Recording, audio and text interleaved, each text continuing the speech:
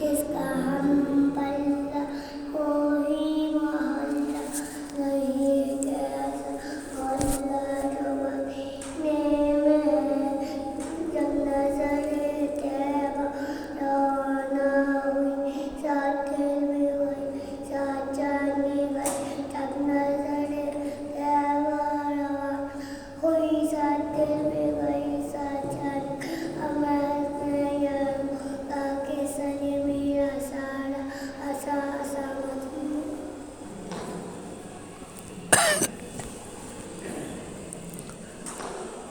السلام علیکم.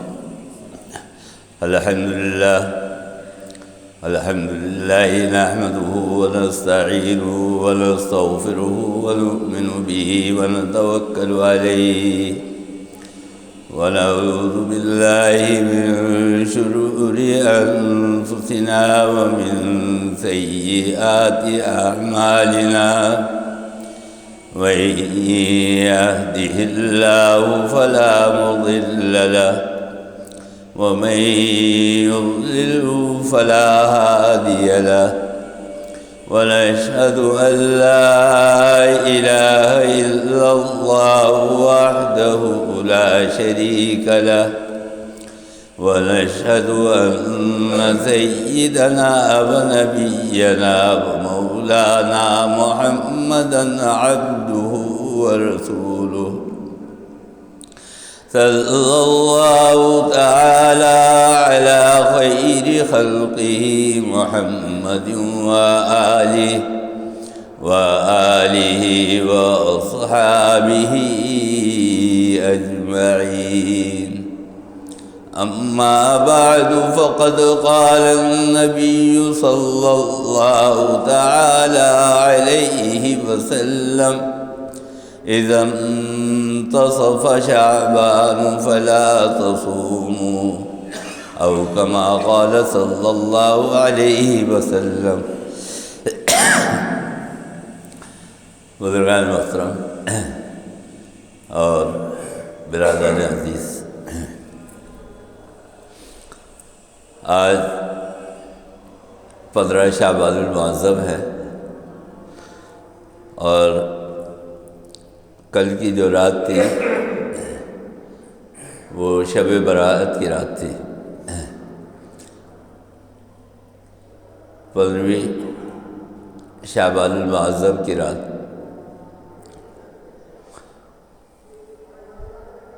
اور یہ رات جاگنے کی رات ہے. اگرچہ اس دفعہ مجھے اندر بھی اور باہر بھی، اندر اس لیے کہ سوسائٹی میں خود رہتا ہوں، اور باہر اس لیے کہ میں پروگرام وغیرہ میں گیا جو شب برات کے ہوتے ہیں، تو مجھے شب برات ویسی نظر نہیں آئی جیسے پہلے ہم بچپن میں دیکھا کرتے ہیں. خوب گہما گہمی ہوتی تھی، مسجدوں کے اندر بھی لوگ عبادتیں کرتے تھے اور پتہ چلتا تھا کہ کوئی رات ہے. اصل میں شریعت کے اندر 2 چیزیں ہیں. کچھ چیزیں ایسی ہیں کہ جو نظر آتی ہے اور کچھ چیزیں ایسی ہیں جو نظر نہیں آتی. یعنی یہ بھی آپ کو پتہ لگنا چاہیے، مسجدوں کے اندر رونق ہونی چاہیے اور مسجدوں کے اندر عبادت ہونی چاہیے، تاکہ یہ جو اجتماعات ہے اس سے دوسرے لوگوں کے اوپر ایک روک پڑے. جو کفار ہے، جو کافر ہے، جو اہل کتاب ہے، ان کے اوپر روک پڑے کہ مسلمان جو ہے وہ ابھی زندہ ہے، مرے نہیں ہیں. اور کچھ چھپ کے بھی عبادت ہونی چاہیے تاکہ آپ کے اندر اخلاص پیدا ہو، دکھاوا اور ریاکاری پیدا نہیں ہو. لیکن بالکل ایسا نہیں ہونا چاہیے کہ پتہ ہی نہیں لگے اور مسجد بند پڑی بھی ہو۔ میں یہ نہیں کہتا کہ لوگ جاگے نہیں ہوں گے یا عبادت نہیں کی ہوگی، لیکن کچھ چیزیں نظر بھی آنی چاہیے۔ اب بہت ساری چیزیں جو ہے فیشن بن گئی ہے، فیس بک کے اوپر اور یوٹیوب کے اوپر آپ کو نظر آ رہا ہوگا، پوسٹیں چل رہی ہوگی، ویڈیو چل رہی ہوگی، نعتیں آ رہی ہوں گی، بیانات آ رہے ہوں گے، بس ایک رسم چل پڑی ہے، شب برات وہاں ہو رہی ہے، فیس بک اور یوٹیوب سے آگے نہیں ہے۔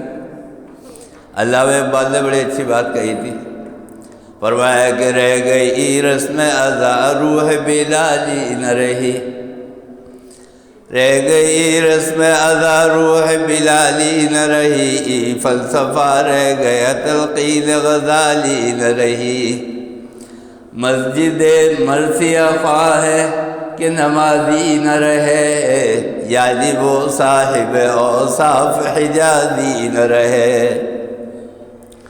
مسجد جو ہے وہ مرثیہ پڑھ رہی ہے کہ ہمارے نمازی کہاں چلے گئے، جو نماز پڑھنے والے تھے وہ کہاں چلے گئے، وہ غائب ہو گئے۔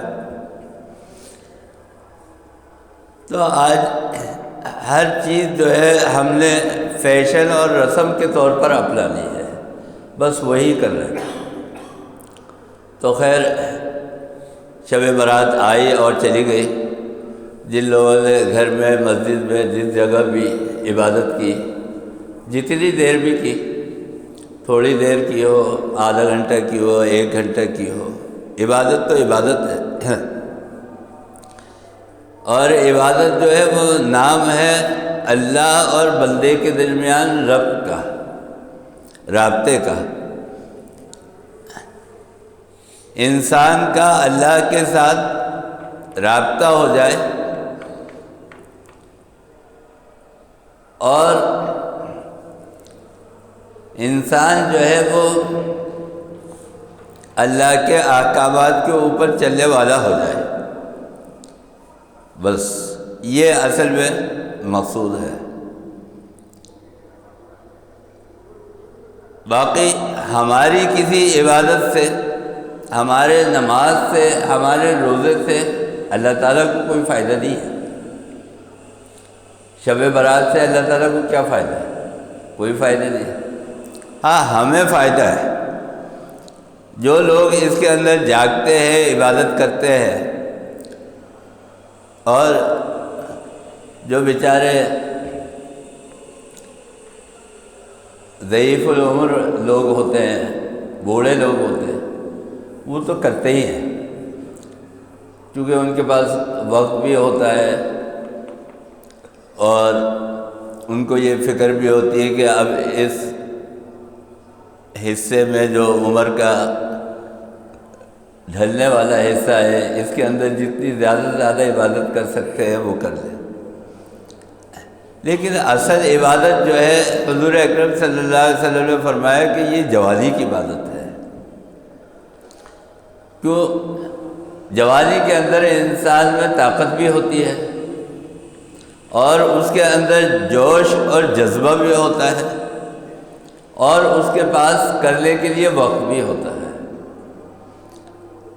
لیکن ہماری جوانی جو ہے وہ کھیل کود اور تماشوں کے اندر گزرتی ہے۔ خواجہ عزیز الحسن مظلوم رحمۃ اللہ علیہ نے بڑی اچھی بات فرمائی، فرمایا کہ وہ لڑکپن جو تو نے کھیلوں میں گوایا، وہ لڑکپن جو تو نے کھیلوں میں گوایا، تو بدمستیوں میں جوانی گوائی، اور اب اگر بڑھاپا بھی غفلت میں گوایا، تو سمجھ لے زندگانی یوں ہی گوائی۔ یہ ہے ہمارے زندگی کی جو تقسیم ہے۔ تو اصل میں ہم اور آپ جو ہے وہ سو رہے ہیں۔ جتنی جلدی ہم جاگ جائیں اور جتنی جلدی ہم اللہ تعالیٰ کی طرف آ جائیں، اتنا جو ہے وہ بہتر ہے۔ اب 15 دن تو گزر گئے اسی انتظار میں کہ شب برات آئے گی اور ہم اور آپ عبادت کریں گے۔ اب اس کے بعد یہ 14 دن باقی ہے، 29 تاریخ کو پھر رؤیت ہلال ہوگا، چاند دیکھا جائے گا۔ رمضان المبارک کے لیے لوگ تیاری کریں گے، تراویح کے لیے بھی، روزے کے لیے بھی۔ اور ہاں، آج کا بھی روزہ ہے، کیونکہ حضور اکرم صلی اللہ علیہ وسلم کا جو معمول تھا روزہ کا، وہ عام مہینوں میں کوئی سا بھی اسلامی مہینہ ہوتا تھا، آپ 3 روزے ضرور رکھتے تھے، ایک 13 تاریخ کا، ایک 14 تاریخ کا اور ایک 15 تاریخ کا۔ یہ کہلاتے ہیں ایام 20 کے روزے، بے یہ ضاد، ایام 20 کے روزے۔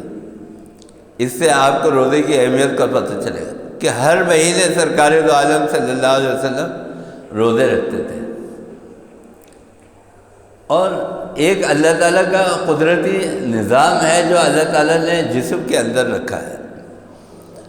اگر آپ دیکھیں نا تو ہمارا یہ جو جسم ہے، جو اللہ تعالیٰ نے یہ ہمارا ڈھانچہ بنایا ہے، یہ بھی پوری ایک کائنات ہے۔ اس کے اندر آپ کو ہر چیز ملے گی۔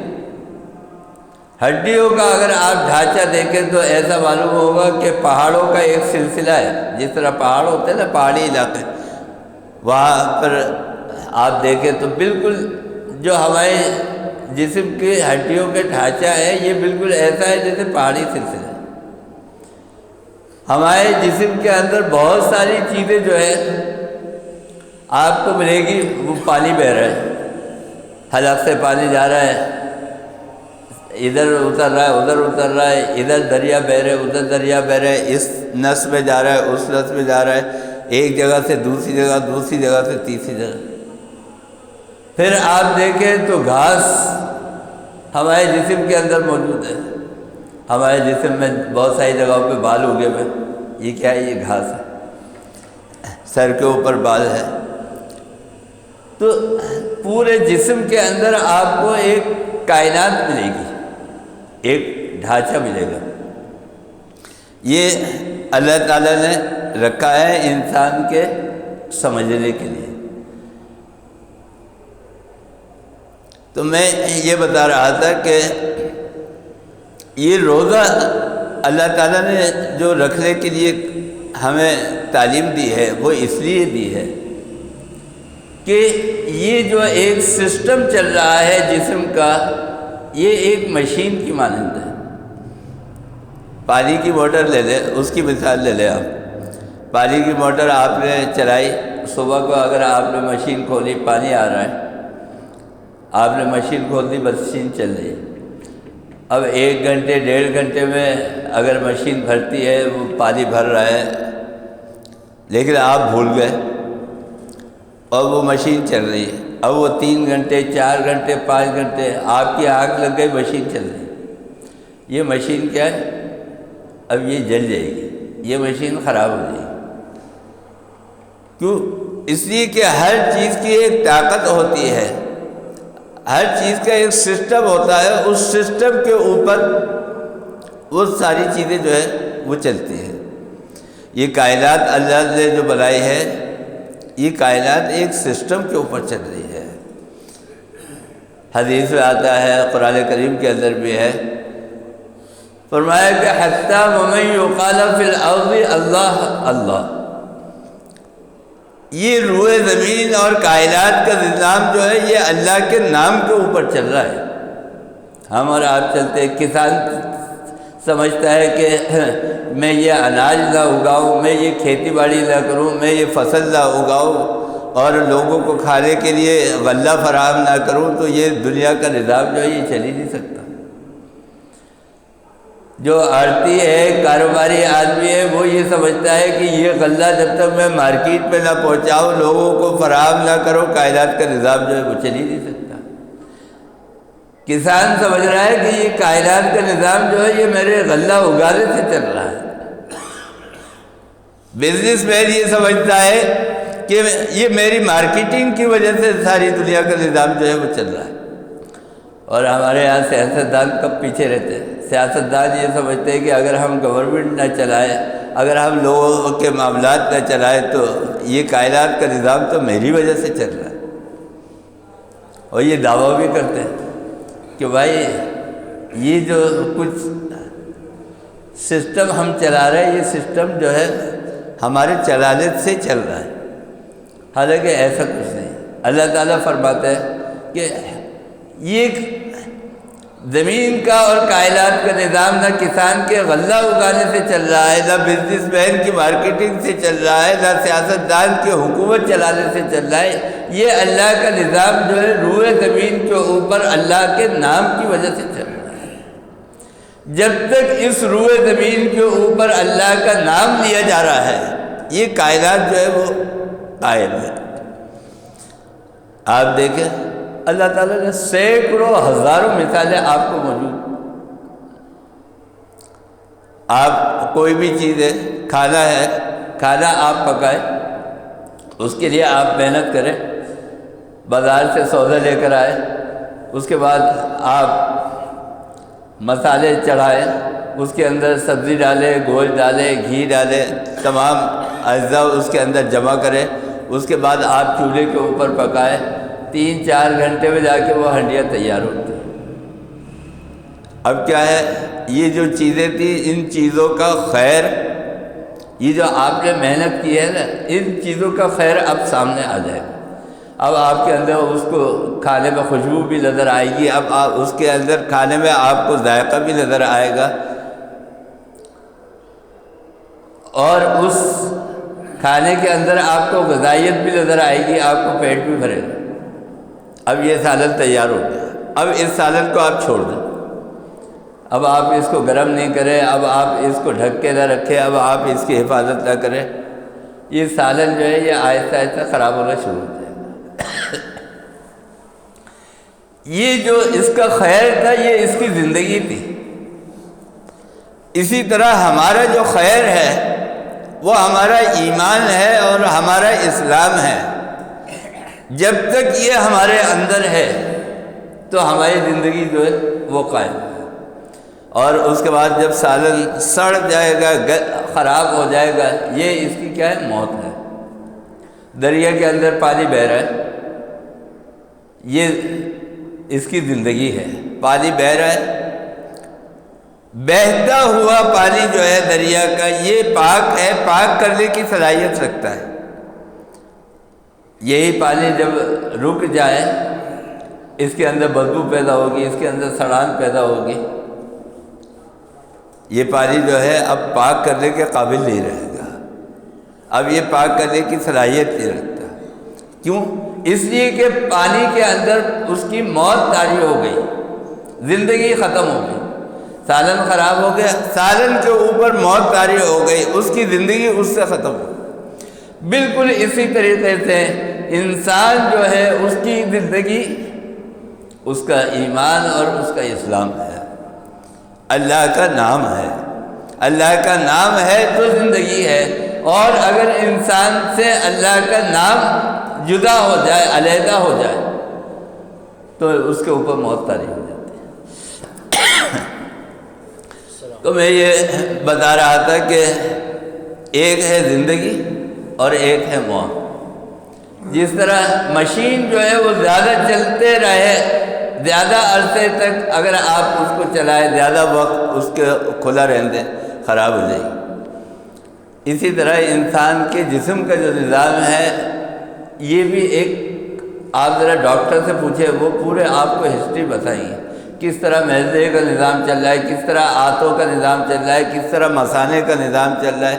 سارا ایک نظام چل رہا ہے، اور یہ ایک ایسا نظام ہے، ہم اور آپ تو غور ہی نہیں کرتے. اللہ تعالیٰ، میں کہتا ہوں کہ یہ شب برات کیا، کسی بھی رات کے اندر آپ ایک رات پہ بیٹھ جائیں اور ایک ایک نعمت کا نام لیں اور اللہ تعالیٰ کا شکر ادا کریں کہ اے اللہ یہ میرے ہاتھ چل رہے ہیں، یہ اگر جام ہو جائے، فالج ہو جائے، یہ اگر ہلنا بند ہو جائے، ایک دم آپ فوراً کہہ کہ بھائی ہاسپٹل لے کے دو.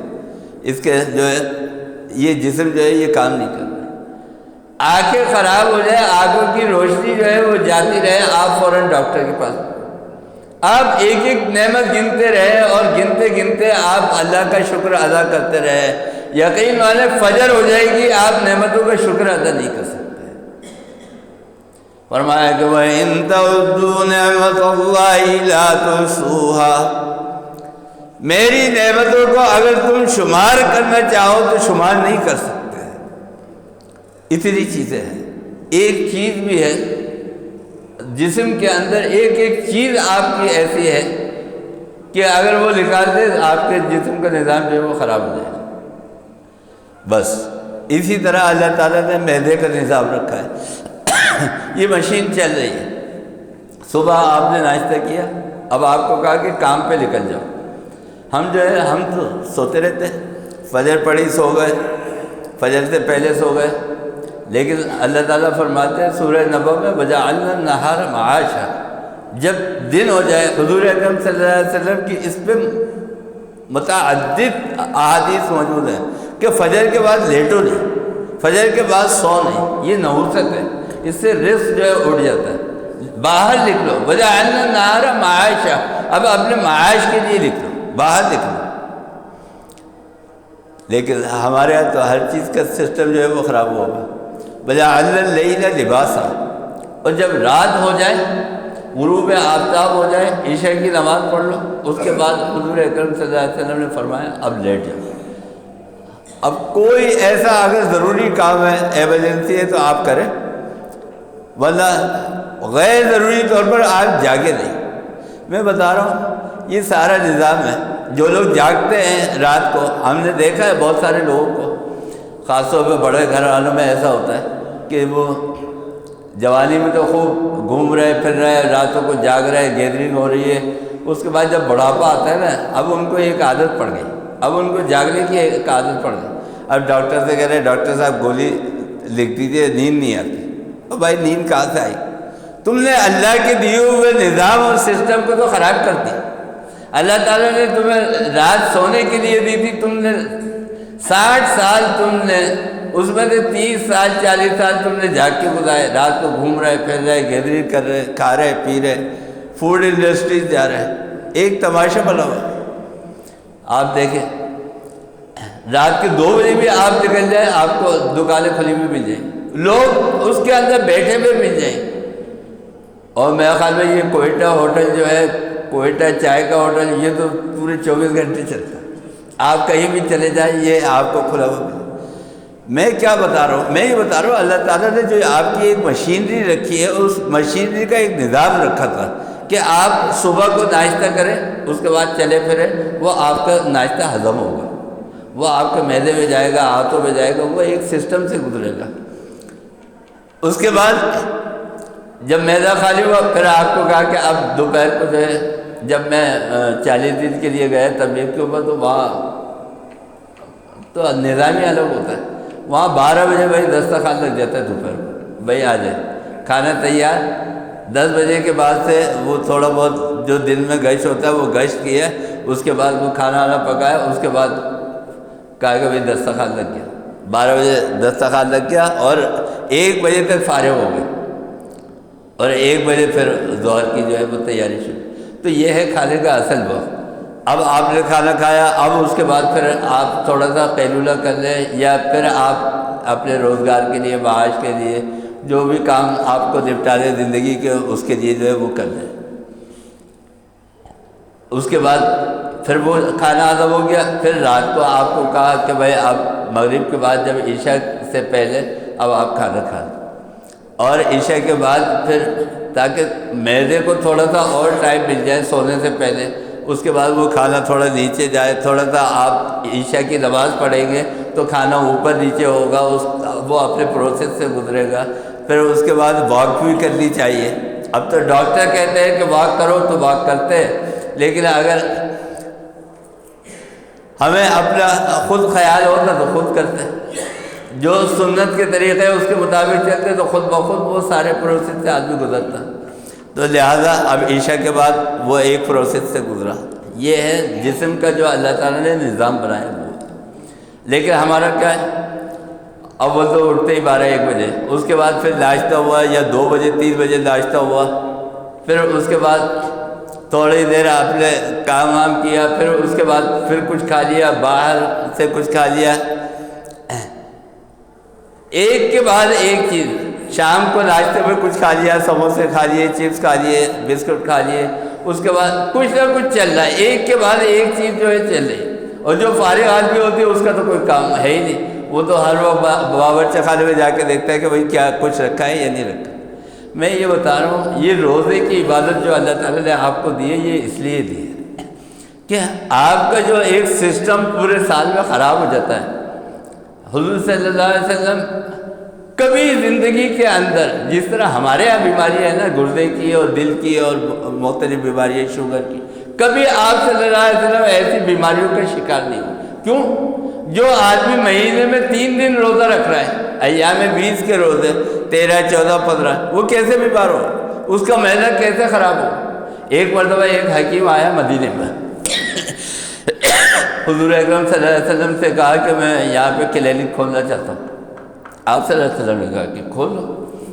تھا وہ اہل کتاب عیسائی تھا، تو حضور اکرم صلی اللہ علیہ وسلم نے اس کو اجازت دے دی، اس نے کلینک کھول لیا۔ اب وہ بیٹھا ہوا ہے دوائیاں رکھ کے، کوئی آ ہی نہیں رہا۔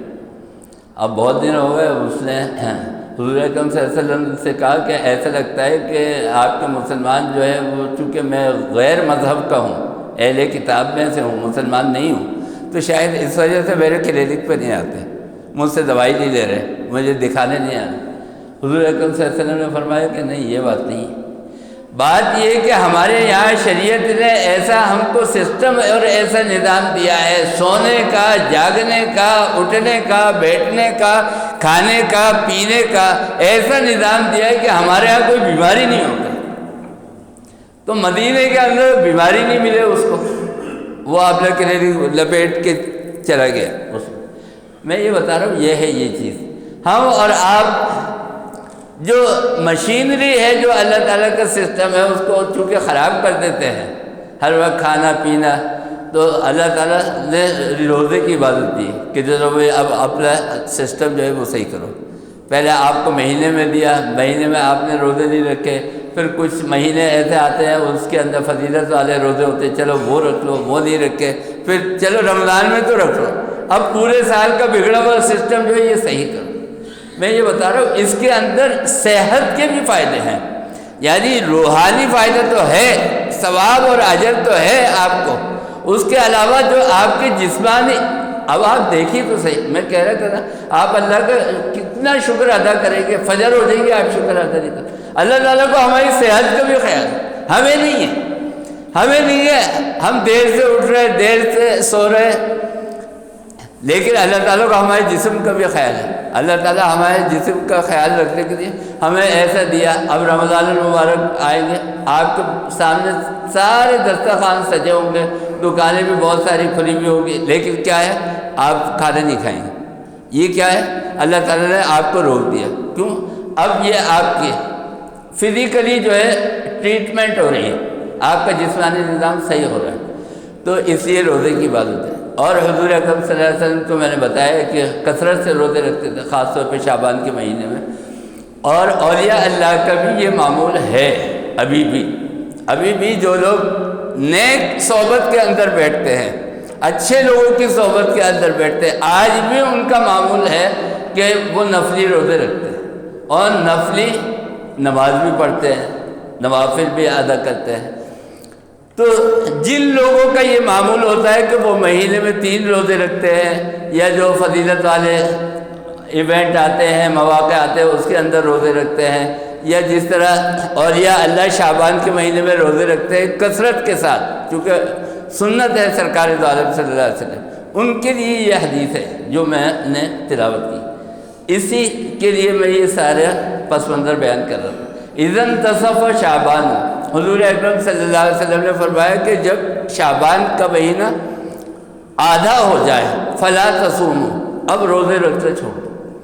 تو صحابہ نے دریافت فرمایا کہ حضور اکرم صلی اللہ علیہ وسلم سے، یا رسول اللہ آپ تو پورے مہینے روزے رکھتے ہیں، آپ تو 10-10 20-20 روزے رکھتے ہیں، آدھا مہینہ آپ روزے رکھتے ہیں، اور آپ ہمیں کہہ رہے ہیں کہ رمضان المبارک کے روزے نہیں رکھو. یہ ہے چیز. اصل میں شریعت کے اوپر چلنے کے لیے آپ کو مزاج بھی سمجھنا چاہیے. ایک مرتبہ بنی اسرائیل کے لوگوں کی فضیلت سنی کہ وہ 500 سال عبادت کرتے تھے. ایک صحابی جو تھے انہوں نے کہا کہ بھائی مجھے نیند آ جاتی ہے، رات کو میں سو جاتا ہوں، لہذا اپنے گھر والوں سے کہا کہ جنگل میں مجھے ایک درخت کے ساتھ باندھ دو اور میں بس کھڑا ہوا اللہ کا ذکر کرتا رہوں گا، تسبیح بیان کرتا رہوں. حضور اکرم صلی اللہ علیہ وسلم کو پتہ چلا، بلایا، فرمایا کہ یہ کیا کیا؟ کہ یا اللہ یا رسول اللہ میں چاہتا ہوں کہ اللہ کی عبادت کے اندر ساری رات میں. فرمایا کہ نہیں، تمہارے جسم کا بھی تمہارے اوپر حق ہے، اس کو اذیت نہیں دو. تو لہٰذا کیا ہے، حضور اکرم صلی اللہ علیہ وسلم نے فرمایا کہ میں بھوکا ہوتا ہوں تو اللہ تعالیٰ مجھے کھلاتا ہے، میں پیاسا ہوتا ہوں تو اللہ تعالیٰ مجھے پانی پلاتا ہے. میری طاقت اگر کم ہوتی ہے، میں کمزور ہوتا ہوں تو اللہ تعالیٰ مجھے طاقت فراہم کرتا ہے. کیا اللہ تعالیٰ کوئی جنت سے نعمتیں دے رہا ہے؟ اللہ تعالیٰ روحانی طاقت عطا فرماتا ہے. اس روحانی طاقت آپ نے دیکھا ہوگا اولیاء اللہ کا یہ معمول ہے کہ دیغیں چل رہی ہیں اور لوگوں کو کھانے کھلا رہے ہیں اور خود فاقے کر رہے ہیں. یہ کیا تھا؟ یہ ایک طاقت ہوتی ہے جو آپ منہ کے ذریعے سے آپ کھانا کھاتے ہیں، آپ کو طاقت آتی ہے. اور ایک طاقت ہوتی ہے کہ جو آپ اللہ کا ذکر کرتے ہیں اس کے ذریعے سے آپ کو طاقت آتی ہے. اللہ والے جو ہے ان کا زیادہ تر وقت جو گزرتا ہے وہ روحانی طاقت کے اوپر ہوتا ہے. یہ ایک اللہ تعالیٰ کا نظام ہے. تو رسول اللہ صلی اللہ علیہ وسلم نے فرمایا مجھے تو اللہ تعالیٰ کھلاتا اور پلاتا ہے، تم میری نقل میں اتنے آگے نہ بڑھ جاؤ کہ تمہارے جسم کو تکلیف اور اذیت ہو. ہاں میں اگر پورے شعبان بھی روزے رکھوں گا، 30 روزے بھی رکھوں گا تو میرے اندر اتنی طاقت ہوگی کہ جب رمضان آئے گا تو میں اس کے بھی روزے رکھوں گا پورا مہینہ. لیکن ہاں تم نے اگر شعبان کے مہینے میں میری نقل کی اور پورے مہینے تم نے روزے رکھے یا 20-25 روزے رکھ لیے، اب تم پڑ گئے کمزور. اب رمضان آئے، رمضان کے مہینے میں اب پتہ چلا جو فرض روزے ہیں، جس کا ایک روزہ بھی اگر چھوٹ جائے تو ساری زندگی میں اس کا لیول بدل نہیں ہو سکتا، وہ روزہ اگر تم سے چھوٹ گیا تو پھر یہ ساری تمہاری عبادتیں جو ہے یہ بیکار ہو جائیں. تو فرمایا کہ اب 15 شعبان کے بعد روزے رکھنا کم کر دو، چھوڑ دو. فلا تصوموا، اب روزے نہیں رکھو، تھوڑی سی اب انرجی بناؤ. اب آپ دیکھیں کیسے کیسے تیاری آپ کو کرائیے، جسمانی طور پہ بھی آپ کو تیاری کرائیے کہ رمضان آنے والا ہے تو اب اپنے جسم کے اندر انرجی اور طاقت جو ہے وہ جمع کرو، تاکہ جب رمضان المبارک کا مہینہ شروع ہو اور فرض عبادتوں کے اندر تمہیں طاقت چاہیے ہو تو اس وقت تم پورے جوش اور جذبے کے ساتھ اور اپنی پوری صلاحیت اور استطاعت کے ساتھ اللہ کی عبادت کے اندر وہ اپنا وقت لگا سکو. یہی بات مجھے اس حدیث سے متعلق عرض کرنی تھی. اب دعا کیجیے کہ اللہ تعالی ہمیں اور آپ کو سب کا عمل کی توفیق عطا فرمائے. اللہم ارنا الحق حقا وارزقنا اتباعہ وارنا الباطل باطلا وارزقنا اجتنابہ.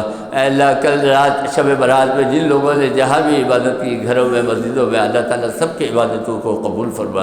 اے اللہ ہمارے گناہوں کو بخش دے اور معاف فرما دے. اور اے اللہ ہمیں رمضان المبارک کی تیاری کی توفیق عطا فرما، رمضان المبارک کے اندر اس کا حق ادا کرنے کی توفیق عطا فرما. وصلی اللہ تعالی علی خیر خلقہ محمد وآلہ واصحابہ اجمعین.